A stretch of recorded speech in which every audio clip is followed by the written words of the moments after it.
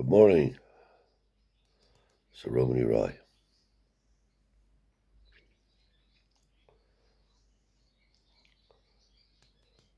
I've had a few comments about people asking for more up-to-date stories, I suppose. I don't know. Anyway, I'm going to share this with you this morning for what it's worth.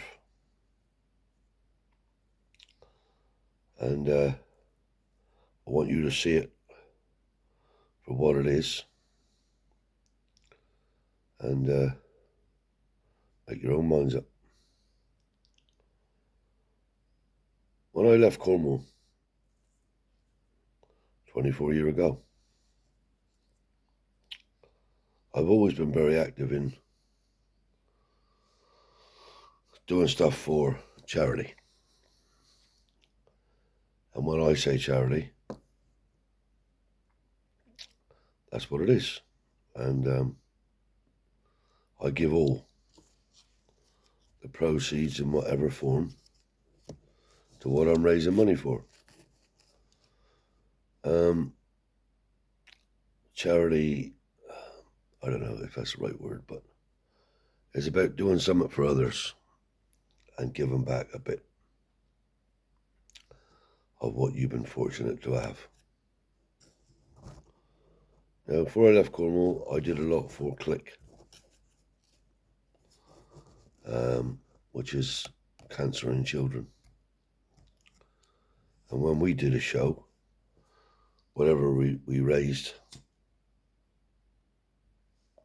that's what they had.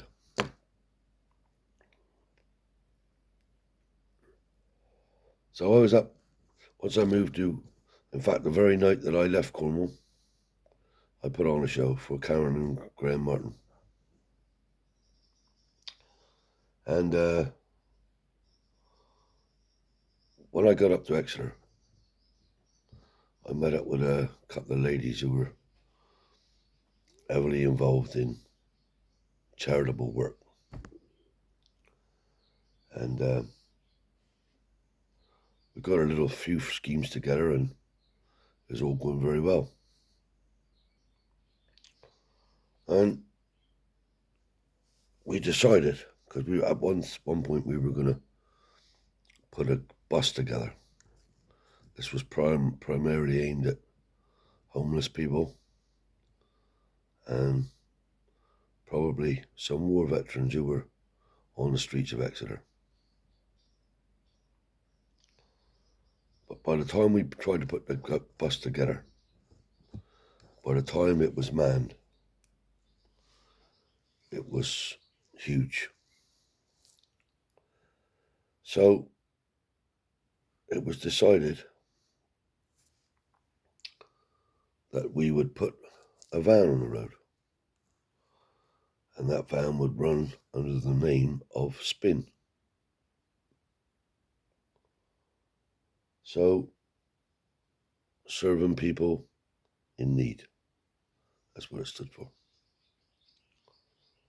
So these two ladies were heavily involved with the Salvation Army. I do like the Salvation Army, I have to admit. I think they do a great job. So,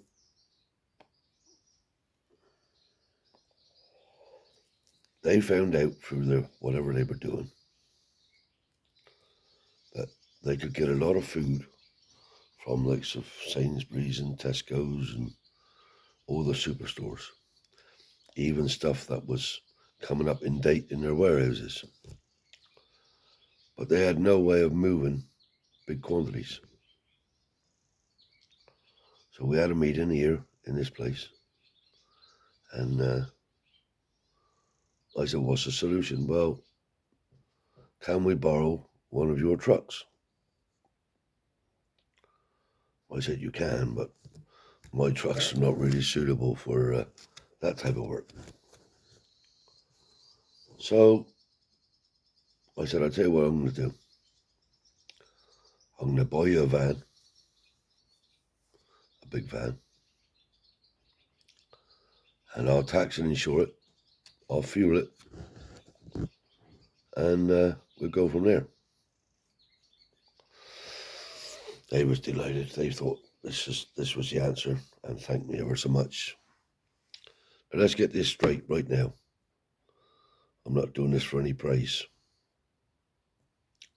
What I will say is genuinely, when I help somebody, I feel good.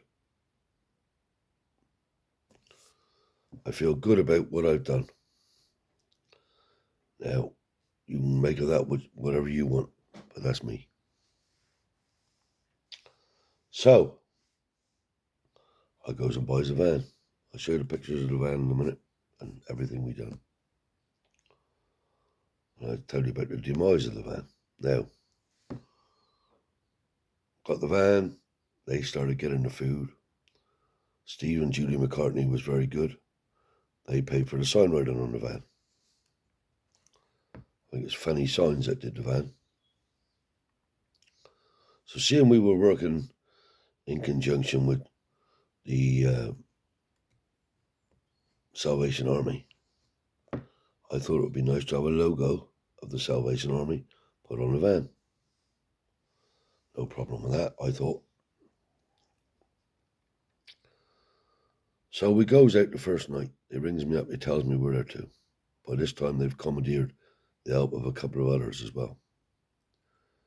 And what they did, they had bread baskets and filled them up with food. So they had tins of beans, the fresh stuff like bread and stuff like that, butter, tins of rice, whatever they got hold of, you had an hamper full. Now this is a bit of a sobering thought, really. It tells you really what things was like years ago, although I'm talking about being up to date. So we gets on this, I don't know other way to describe it, estate, council estate, I suppose. Anyway, two of the girls goes off that way, two goes the other way. So this girl knocked on this door. I knew nothing about this because I was down the bottom. And this old man come to the door.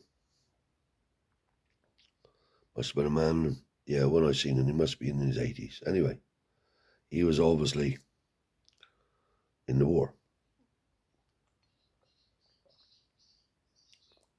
So the girl said to him, "Good evening, sir. We're Spin, serving people in need, and we're giving away food hampers to anybody that needs it. Are you okay for food?" This was his words. He said, "Yeah," I said, I'm okay. He said, "I haven't got a lot." He said, "But I'm getting by." So she said, "Well, would you like some food?" He said, "Well, yes." He said, "You can see what's in my cupboard." So they went in, opened the cupboard door. In the cupboard was 2 tins of beans, 1 tin of custard, and a tin of rice. Opened the fridge, small carton of milk, no butter, no cheese, no eggs, nothing. So she come back out. She said, "Will you like an hamper, sir?" He said, "Well, yes, please." Anyway, so she come down, told me about this old man. So I didn't want to stick my nose in. I just went up and sat on the end of the road like where they was, and so I could hear everything was going on. So by this time, I'm tingling telling you. By this time, the old man come back out to the door. I suppose he wondered what was going on, really. So he gets to the door with his hamper, and what do you think he said before they went into the house? He said, "I gratefully receive this food," he said, "but are you sure I'm not taking it from somebody else who needs it more than me?" Now, my face went red, and I welled up, and I had a tear in my eye, and I got a tear in my eye this morning talking about it. So that's what we're living in. Old people serve their country, if not in war, in work. Worked all their lives, and haven't got enough food. So we went on that night, and Mary and her sister, who do a lot for homeless people, obviously the homeless people were having hampers. They can't have stuff what you've got to put in the fridge or what. They could have stuff that they can eat now. And this went on for a while. And they were having more and more stuff now, bigger loads.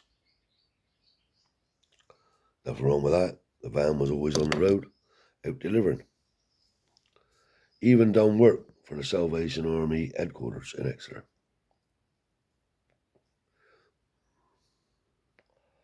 No problem, as we thought. Mary comes to me. She said, Clarence, I got some bad news. I said, what's the matter, Mary? She said, Salvation Army want us to distance themselves from us. I said, whatever for? She said, well, they're not so sure about what's happening. I said, well, you know what's happening, Mary. You're getting the food, taking it home, sorting it, and giving it out. They said, they're not happy. I said, well, let's go and see them. Well, now, some sergeant or major or whatever it was said, you got to stop. Bearing in mind, they was in the Salvation every week, twice, 3 times a week, serving in the kitchen, doing everything. So they were well-known people. It was nothing to do with me. They were known to Salvation Army. I supplied the vehicle. Right. I said, well, we'll take the stickers off. Well, that would be a start, she said. So I took the stickers off, Salvation Army. Right. They brought the van back to me, Mary did. She said, well, we'd have to leave the van here. I said, well, no, Mary. I said, carry on doing what you're doing. Well, she said, it's getting more difficult because they're putting in a complaint in. I said, fair enough. Anyway, took the stickers off, van was here. Next thing we know, we got the Salvation Army on the phone. Can we use your van to drop someone off and pick this up and do this? Mary rang me up. I said, of course, Mary, do what you want. It's your van. Done a couple of jobs with them. Now, what we used to do was charity shops that had clothes to give to the Salvation Army. They had to have a vehicle, so they had to use our van. So it was all right then, until somebody else noticed. There's no money involved in this. There's the Bible there, and I can put my hand on and swear to God, I never received a penny, nor did I ask for a penny, nor did I want a penny. So anyway, it got that bad in the end because of the red tape, because of the Salvation Army's risk assessment, insurance cover. We just couldn't compete with that. So the van had to come off the road. So the van was took off the road. And to tell you the truth, I scrapped the van. But we was on the road for about 9 or 10 months, I'd say. And it was very, very good. Very, very good. We put on a lot of concerts. Gavin, my nephew,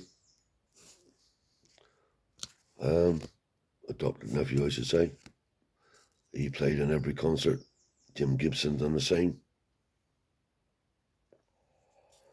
Raised a lot of money. All went to there. But the Salvation Army wouldn't have none of it. So I decided then to support the charity by myself. So every year I buy 20 to 25 hampers and give them out to whoever needs them. We source out who needs them, who's genuine and who needs it. So now I'm going to just show you a few photographs of how that was, so you can see for yourselves what we had to put up with regarding the Salvation Army and what it was. So this one here has a picture of the van, spin on the side, and you notice the Salvation Army. That's the day when I handed the keys over. There's me with our own ambers when they all went up the creek. There's again ambers I give out to Mary. That was to Tracy down the pub.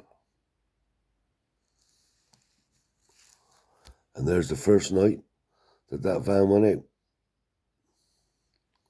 So you can see for yourself what I'm telling you. And that's the way it all went. So we had to pack up really through red tape. That's why I do my own thing. But it's about giving. And that's what I'm about, to tell you the truth. So for now, I had a few people saying, oh, we don't want to keep hearing about the old times and this, that, and ever. That's fair enough. So I brought you up to date on some of the things that we're doing right now. So for now, it's bye-bye from the Romany Rye.